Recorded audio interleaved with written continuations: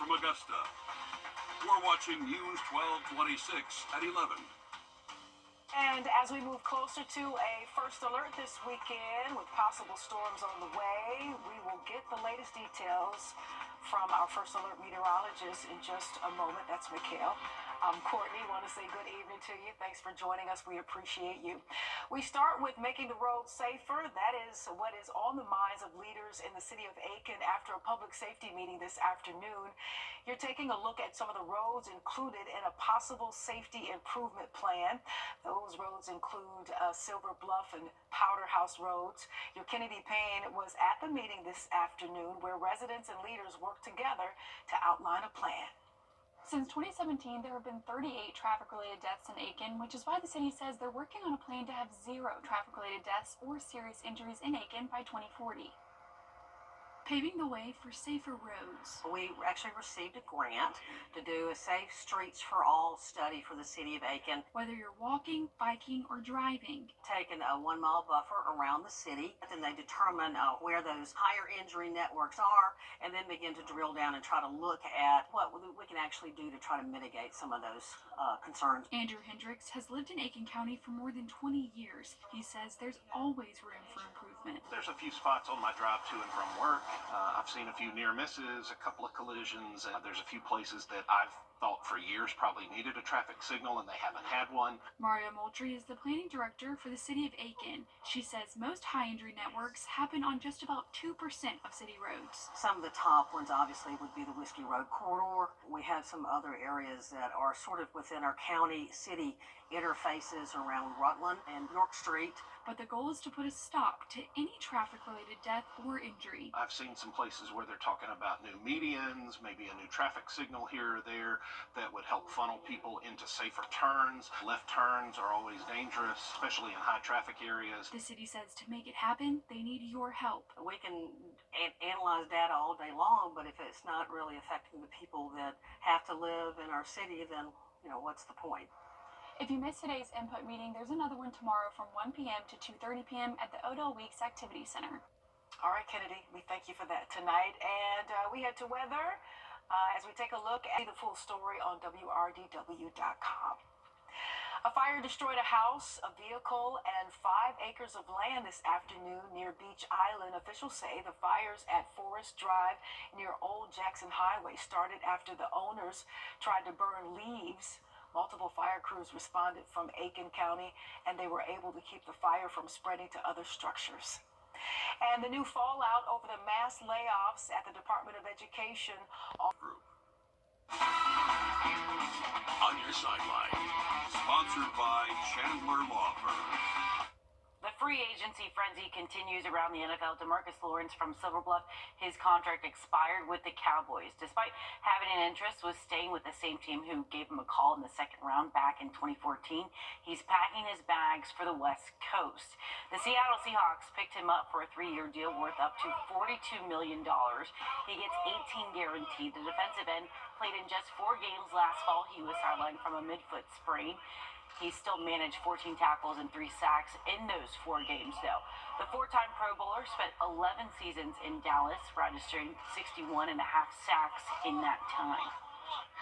Evans has hired Lee Hutto from Westside as their new head coach. This after the departure of Barrett Davis from the Knights program.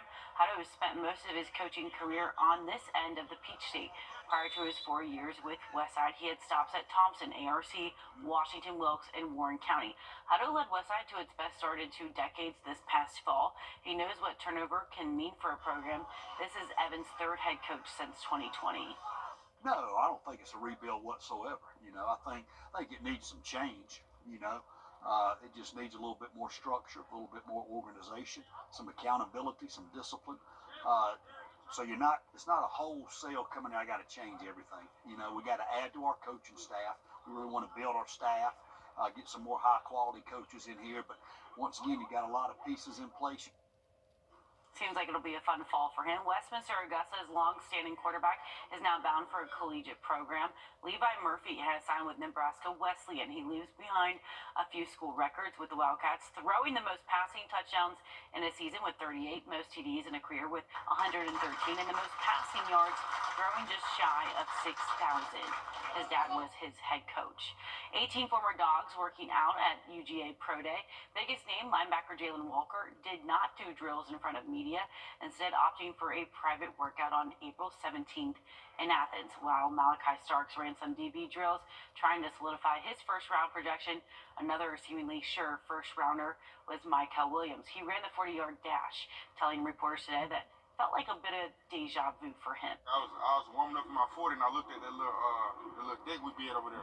I just thought back to, man, I was a freshman 3 years ago and watching like Nolan and them warm up, like it was just like deja vu kind of. It was crazy to me. But man, it's a blessing to be here, be going through this process, man, and get through it. So I'm just happy to be here. Plenty of Falcons present too. GM Terry Fontenot and head coach Raheem Morris and defensive coordinator Jeff Ulbrich in attendance. Maybe they take a UGA player in the first round.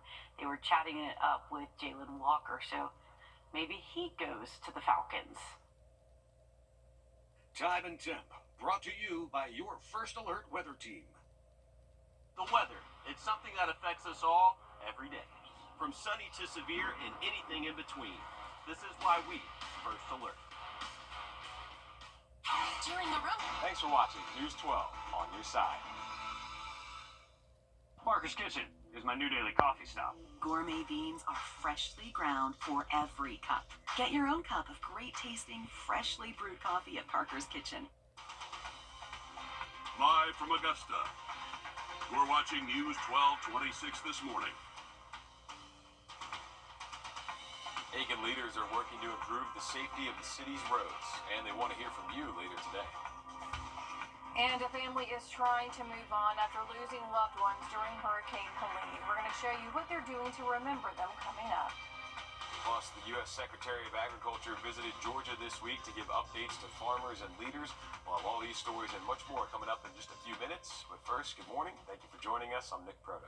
And I'm Ashley Campbell. We want to thank you for joining us at 6 o'clock on your Thursday. And before we send it over to Tim, Oh, yeah. a little bowling act joining us at 6 o'clock on your Thursday. And before we send it over to Tim, Oh, yeah. a little bowling action to talk about. Please do. We had some breaking news last week. We couldn't talk about it, but we did all right last night. We've been struggling this quarter. Frankly, it just hasn't been very good. But last night we won the first two games, and then we fell apart a little bit in the third. But we still got 3 points. And so one of the guys, Alan, his father-in-law is kind of our cheerleader. He's our mascot here. He hangs out with us every week. He left after the second game. And I said, listen, Pop's left, so I think we're going to struggle in this third one, and we did. So he can't leave next time.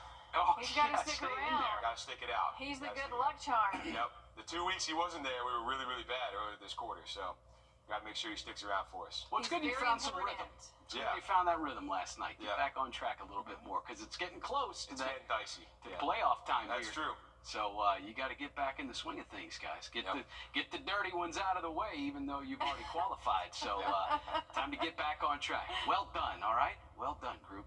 50s 6:02. The city of Aiken wants to know where it needs to focus when fixing the roads. Leaders want to make the roads safer, but want to hear from the people who drive them to better address the problem. Your Taylor Martin is live at the Odell Weeks Activity Center before leaders hold another input meeting there today. Taylor, what do people need to know ahead of that meeting?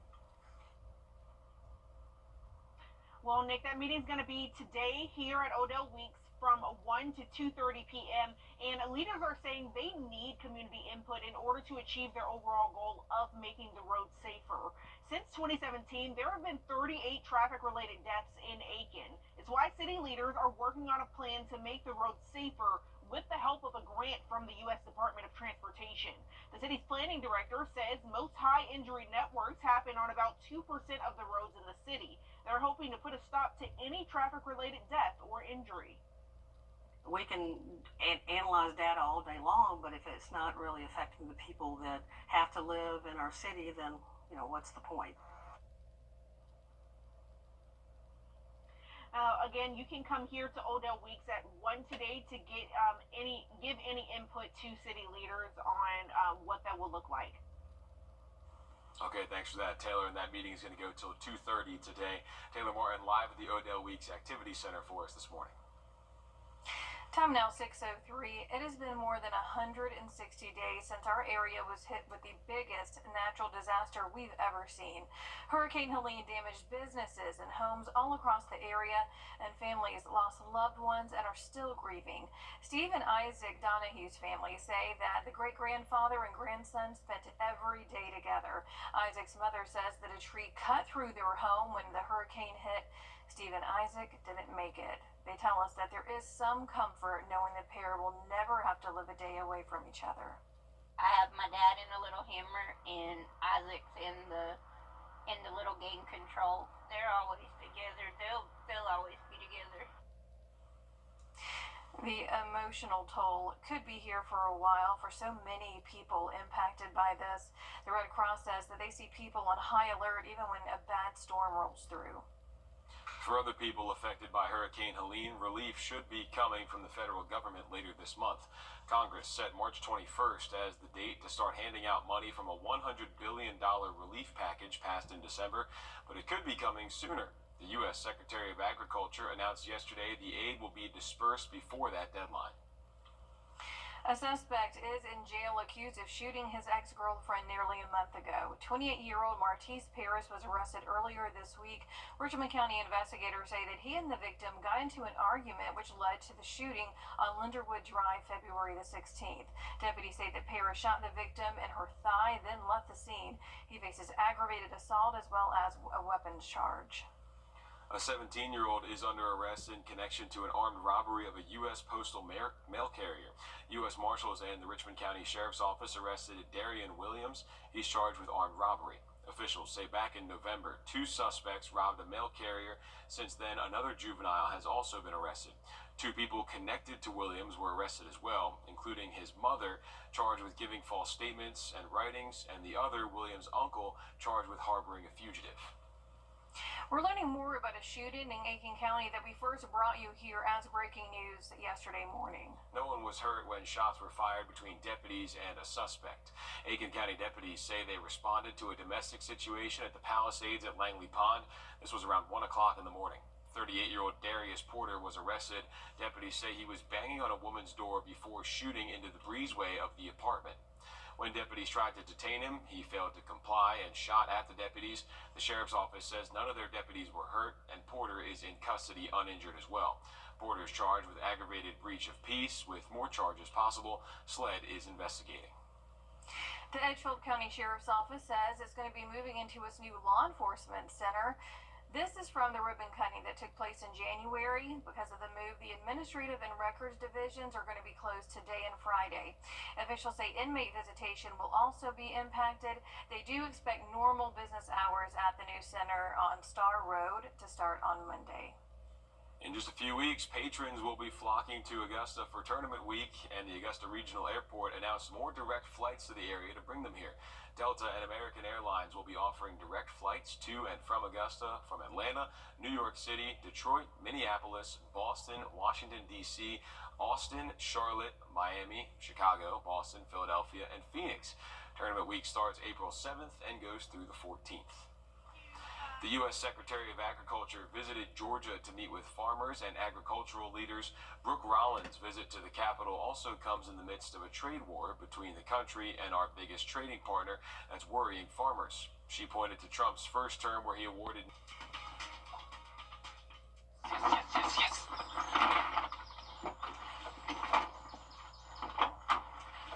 All right. Hit me with the checklist, honey. Luggage? Check. Kids? Check! Butler trip check? Before you leave town, check with the butler.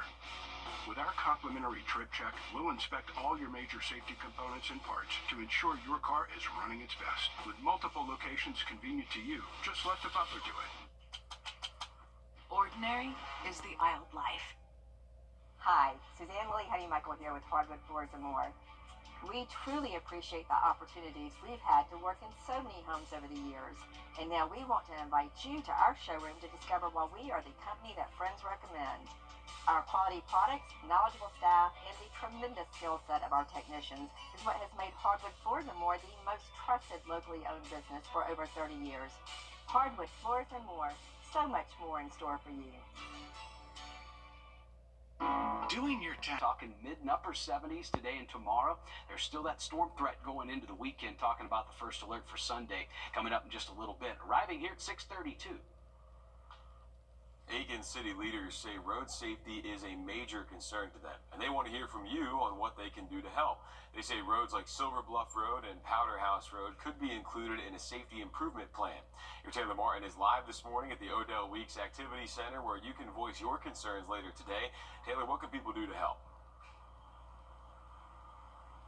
Well, Nick, that meeting will be today from 1 to 2:30, and in order to help, they just need to give their input. Leaders say they need input in order to make the road safer here in Aiken. Now, they say the overall goal is, of course, to make the road safer, but also to put a stop to any traffic-related death or injury. Since 2017, there have been 38 traffic-related deaths in Aiken, and so our city leaders are working on a plan to make the road safer with the help of a grant from the U.S. Department of Transportation. The city's planning director says most high injury networks happen on about 2% of the roads in the city.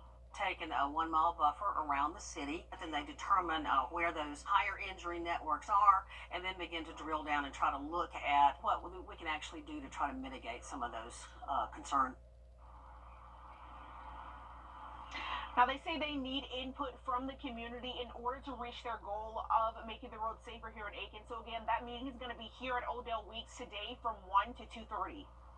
Okay, so if you want to voice your concerns, that is the day or the time and place to do it. Taylor Martin live there at the Odell Weeks Activity Center this morning. Thank you, Taylor.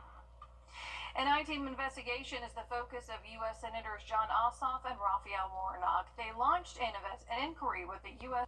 It's been more than 5 months since Hurricane Helene tore through the CSRA, damaging buildings, businesses, and homes. In the biggest natural disaster to hit our area, families were changed forever as some lost loved ones in the storm. Steve Donahue and his great-grandson Isaac were killed when a tree fell through the family's home. Their family says the pair was inseparable, whether that meant fishing or building.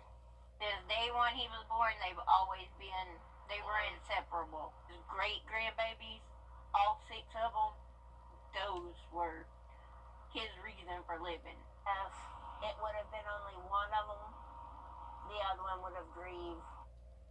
Now Isaac's grandmother keeps a memory of both of them around her neck to keep them close to her and close to each other. The Red Cross says the emotional toll from the storm could be here for a while, but they can provide the necessary resources. If you're still waiting on relief from FEMA, officials at the agency are warning people to watch out for scams and people posing as FEMA. And there are some things that you can do to help fight FEMA, fight these con artists. If you know of a scam or an attempted fraud, report it to the FEMA's Disaster Fraud Hotline. We got that number right there on your screen. You can also email them with your tip. They say to be sure that the people you hire are certified to do the work. They say people may try to get your money or steal your information through fraud or identity theft. FEMA officials say all of their inspectors carry official ID, so go ahead and ask for that. A fire destroyed a house, a car, and 5 acres of land yesterday near Beach Island. Officials say the fires at Forest Drive near Old Jackson Highway started in the afternoon after the owners tried to burn leaves. One of the homeowners was watching nearby with a hose when they went inside and returned to find the roof in flames. Multiple fire crews responded from Aiken County, and they were able to keep the fire from spreading to other buildings after about an hour. The driver of a Columbia County school bus had to be medically evaluated after being hit in the back of the head. Officials say in a letter to parents that the driver pulled over to the side of Hereford Farm Road after being hit with an unknown object. First responders arrived as well as another driver to go ahead and finish that route. Officials at the school say they are investigating this incident. There are a couple road closures in Columbia County you should be aware of. The first will start today on Hardy-McManus Road. The lane closure will start before the intersection of Furious Ferry Road and Hardy-McManus Road. The lane closure is at 9 a.m. and lasts until Thursday, March 20th. The other lane closure is on Horizon West Parkway. That closure started late last month at Horizon West Parkway and Horizon South Parkway. It's set to end tomorrow at 2:30 p.m. If you're driving in either of these areas, officials ask you find other routes and expect delays. Richmond County deputies searching for 2 missing people. The sheriff's office says that Robert Wall was last seen yesterday on Wheeler Road. Deputies say that he was walking out of Doctor's Hospital and should have an injury to his forehead. Officials say that he was wearing a beige jacket, blue jeans, and brown shoes. The sheriff's office says he's known to hang around local hotels and can be violent if confronted. If you see him, call the Richmond County Sheriff's Office. And Richmond County deputies also looking for Joel Wilson on your screen. He was last seen February the 21st on 11th Avenue. They say he's known to hang around local scrap yards. So if you see him, also call the sheriff's office. South Carolina law enforcement agencies joined North Augusta Department of Public Safety and the Aiken County Sheriff's Office for Operation Ice Storm on I-95. Officers completed more than 1,200 traffic stops, with 50 of those involving K-9 units. Officers say 25 people were arrested, including 5 with warrants and 3 who entered the U.S. illegally. 1 missing person was found, and their family in Florence County was notified. 6 guns were seized, along with drugs, counterfeit goods, and money, and stolen items. More than 170 Department of Education employees in Atlanta could be included in mass layoffs. The Department of Education sent a notice to all employees that they plan to cut 1,300 workers, about half of its workforce. And in the department's Office for Civil Rights, about 240 employees will be laid off. That's about half of its staff. No layoffs have been officially executed yet, but all Department of Education employees were told to work from home yesterday for security reasons. They're set to return to the office today. Evans High School has a new football coach, Lee Hutto, joining the Knights with 28 years of teaching and coaching experience coming with him. Hutto has led 2 teams to the Georgia State Championship game, 1 winning, 24 appearances in the state playoffs, and 8 region championships. Previously, he coached at Westside as their head football coach. This will be Evans' 3rd coach in 5 years. Many colleges and universities in Georgia are making it easier for your wallet when you apply to universities and schools this month. We're going to show you what they're doing after the break. Well, cloud cover's on the move. We're not that cold, though. Temperatures right now sitting in the 50s, generally across the metro area. We lost a little bit of that moon here. It's big and bright. Looking for a warm outlook here for the rest of the week. That's all coming in next. And as we head to break, giving you a live look here at the medical district, it is 640. 2 to 75 through the weekend. We'll keep a watch on that first alert for Sunday, 646. All right, thanks, Tim. This month, application fees for high school seniors are waived for more than 60 colleges and universities across Georgia. Augusta University and Augusta Tech are 2 of our local colleges taking part in this promotion put on by the Georgia Student Financial Commission. Your Andre Dickherber shows us how this promotion helps more students come to or stay in Augusta. AU and Augusta Tech are hoping to see a lot more of this. More students on campus and in the classrooms. So if you have a student that maybe wants to apply to 10 institutions, that could be $400 or $500 in application fees. And some students just don't have the ability to do that, and then you have to pay it up front. You can't submit your application in most cases without that fee. So it is giving students the opportunity to apply to more colleges, shop around. The Georgia Match program is also taking the difficulty out of the application process by giving that direct match. Giving more people the chance to apply that might not have applied before. Anything that we can do to make it easier for a student to apply, to make it easier for a family to afford college, is going to trickle down into all of our communities, whether that's first-gen students who maybe their family aren't as familiar with the college search and application process, or underrepresented communities or lower socioeconomic background families. It's only their 2nd year part of this program. Last February, AU had around 400 applications, and Augusta Tech had around 600. But then in March, AU jumped to around 700 applications, and Augusta Tech to nearly 1,400 applications. And they're hoping that they're going to get even more than that this March, and say they're right on track for that. And so I anticipate seeing a similar volume this year. So again, 700 students that this takes advantage of this opportunity, I think is really amazing. Breaking barriers with the goal to keep students local and bring more in from outside the CSRA to help build up Augusta as a whole. It can be a daunting task for a lot of institutions, including our own. So this program has really helped, I think, to bridge that gap for students and give them more access into higher education. In Augusta, Wrdw on your side. There are more than 60 Georgia colleges and universities waiving application fees for the month of March. Depending which one you're applying to, there are different ways to get that fee taken off. We've got more information on our website, wrdw.com. Just search application fee.